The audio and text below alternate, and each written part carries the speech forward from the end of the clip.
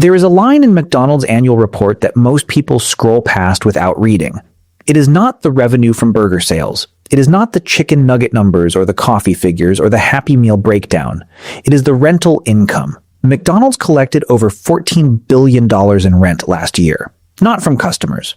From the franchisees who run the restaurants. The people flipping the burgers are paying rent to the company that taught them how to flip the burgers. And the land those restaurants sit on was purchased decades ago at prices that make the current value almost embarrassing to print. McDonald's is not a fast food company that owns some property. It is one of the largest real estate operations on earth that happens to sell hamburgers as a reason to exist. Before we pull this apart properly, one thing from you. Is there a McDonald's within 10 minutes of where you are sitting right now? I would guess yes. And I would guess the one near you has been there for at least 15 years. Put your country in the comments and tell me how many McDonald's you think are within 10 kilometers of you, because somebody reading this lives in a city where there are 43 of them and has never once thought about who owns the ground they are all standing on. Put it below, and if you are already down there, the like and subscribe button would mean a great deal. Start with what most people think McDonald's is. A company that makes money by selling cheap food at a markup.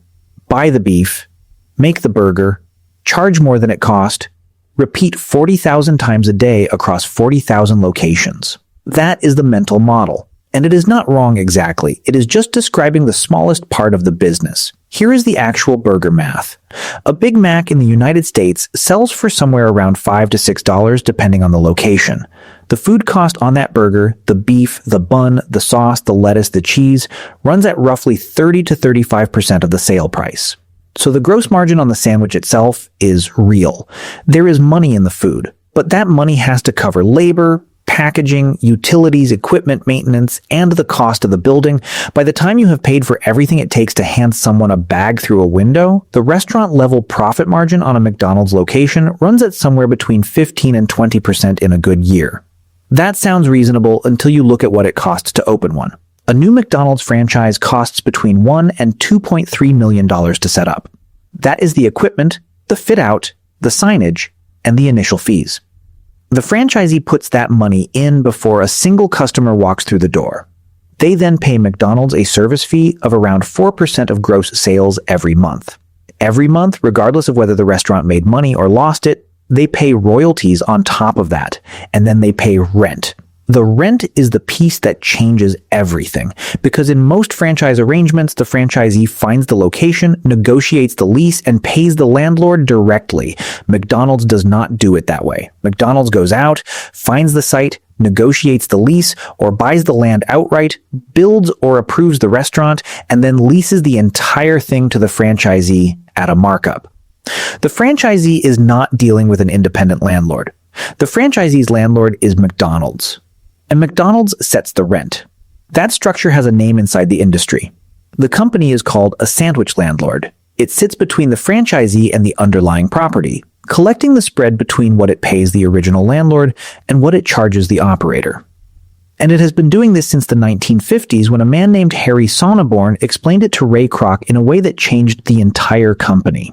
Ray Kroc is the name on the story. The milkshake machine salesman who saw the original McDonald's in San Bernardino recognized what it could be and built it into a global chain. That version is accurate as far as it goes. But the version that explains where the money actually comes from belongs to Harry Sonneborn. Sonneborn joined McDonald's in 1956 as its first chief executive. He was not a food person. He was a finance person. And the thing he understood that Kroc did not, or at least did not yet, was that the franchise model as it existed was structurally weak. You sell someone the right to use your name, you collect a royalty on their sales, and you hope they run it well.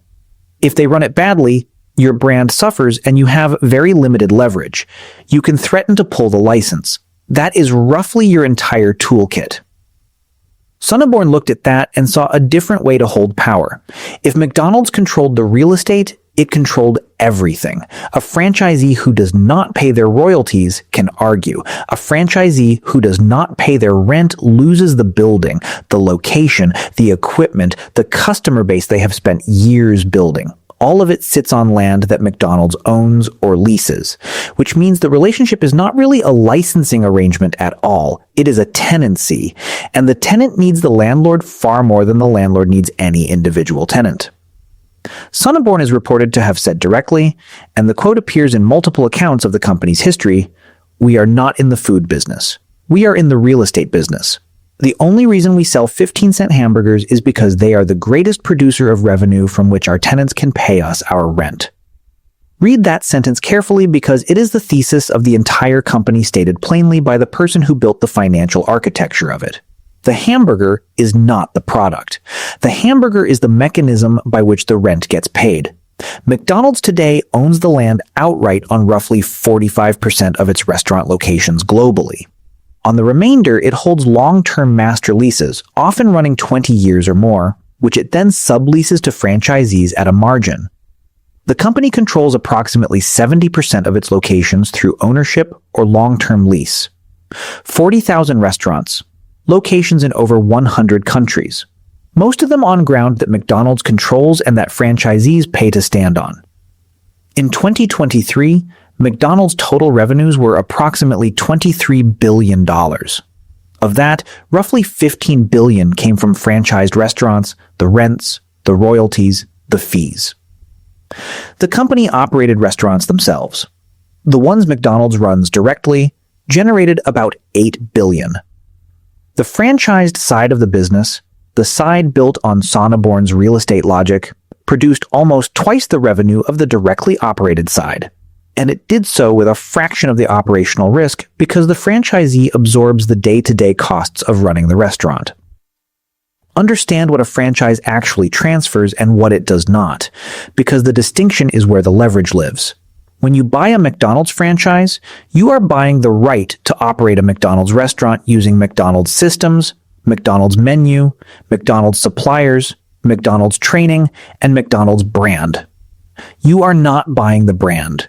You are not buying the systems. You are renting access to them for as long as your franchise agreement runs, typically 20 years, renewable at McDonald's discretion. The supply chain is the piece that most franchise analyses skip over. McDonald's does not own the beef suppliers or the potato farms or the packaging manufacturers, but it controls access to all of them. Franchisees are required to purchase approved ingredients from approved suppliers. They cannot shop around. They cannot find a cheaper beef supplier in their region and switch. The supply chain is standardized globally because the product has to be identical in Ohio and in Osaka. That standardization is a quality control mechanism. It is also a purchasing power mechanism. McDonald's buys at a scale that no individual franchisee could approach, negotiates prices that reflect that scale, and the approved supplier network is built around those volumes. The franchisee benefits from the pricing. They also have no choice but to use it. The franchisee also has no meaningful say over the menu. When McDonald's decides to introduce a new product, the franchisee sells it. When McDonald's decides to run a value promotion, the franchisee participates. When McDonald's decides the restaurant needs to be refurbished to meet new brand standards, the franchisee pays for the refurbishment. These are called capital reinvestment requirements, and they run into hundreds of thousands of dollars per location on a cycle of roughly 7 to 10 years. The franchisee signs up knowing this. It is in the agreement, but the timing and the specification of the reinvestment are McDonald's decision, not theirs.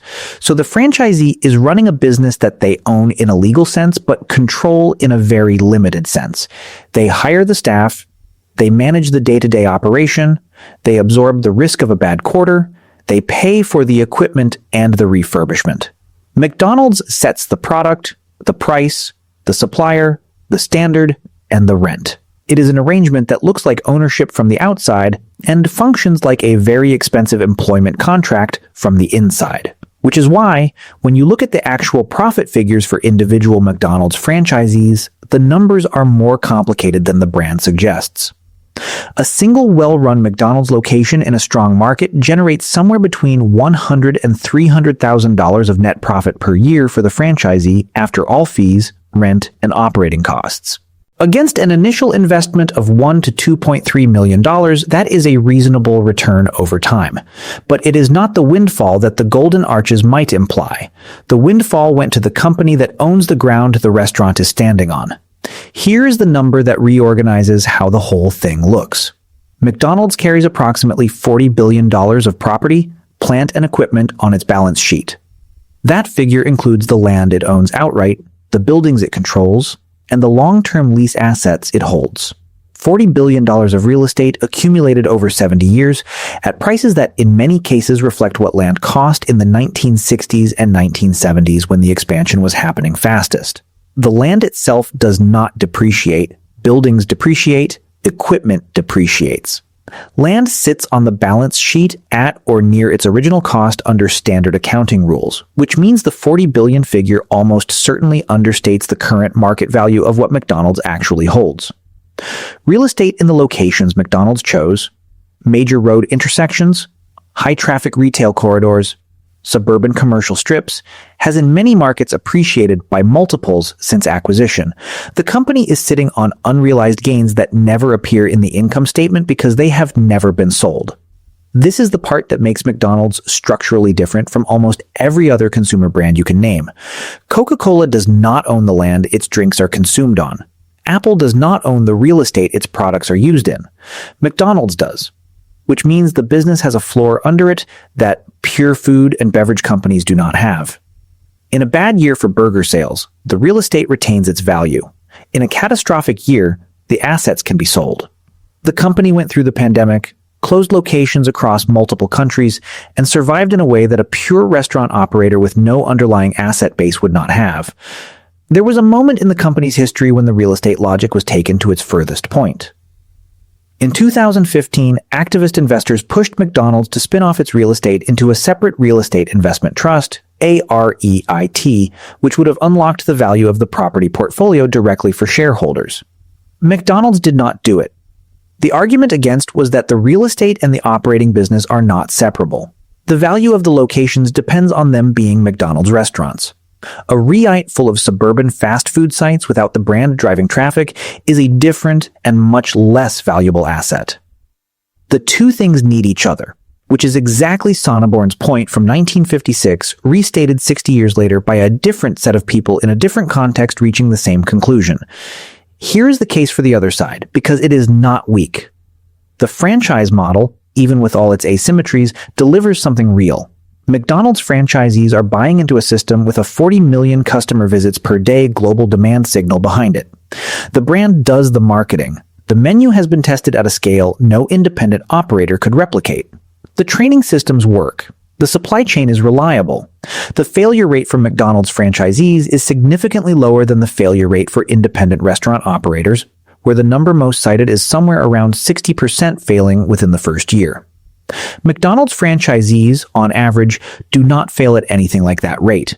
The structure that limits their control is also the structure that limits their risk. The real estate arrangement is aggressive, but it is not hidden. Every prospective franchisee receives a franchise disclosure document that runs to hundreds of pages and sets out exactly what they will pay, how the rent is structured, what the reinvestment obligations are, and what McDonald's rights are over the relationship. Nobody is surprised at the counter. The terms are disclosed in full before a single dollar is committed. And the underlying business model, the one Sonneborn designed, is the reason McDonald's survived recessions, survived the pandemic, survived the beef scares and the documentary films and the health trend cycles that have periodically been described as existential threats. A company with $40 billion of real estate and 40,000 locations paying rent every month is not going away because a generation decided to eat less red meat. The asset base is the stability, and the franchisee, sitting in their restaurant on land McDonald's controls, is in many cases still better off than they would have been starting from scratch on their own. The honest version is not that McDonald's is extracting from its franchisees. It is that McDonald's built a system where its own financial security is structurally upstream of everyone else's. The franchisee eats last, and they agreed to that arrangement in writing before they opened the doors, so where actually is the money? Not in the burger. The burger is the reason the customer comes. The customer coming is the reason the franchisee can pay the rent. The rent is the business. Everything else, the menu, the marketing, the supply chain, the training, the brand standards, exists to protect the asset that generates the rent. McDonald's built a system where selling you a Big Mac is simply the most reliable way ever devised to turn a piece of land into a monthly income stream. Ray Kroc gets the biography. Harry Sonneborn built the balance sheet. The next time you drive past a McDonald's, you are not looking at a restaurant. You are looking at a real estate asset with a fryer attached, and the person inside it is paying rent to the company whose logo is on the sign above their head. If this one changed how you see those golden arches, hit like and subscribe. The Full Money and Business playlist is on the channel. The franchise video sits right next to this one, and the Costco one is worth watching immediately after, because it is the same idea turned completely inside out. See you in the next one. In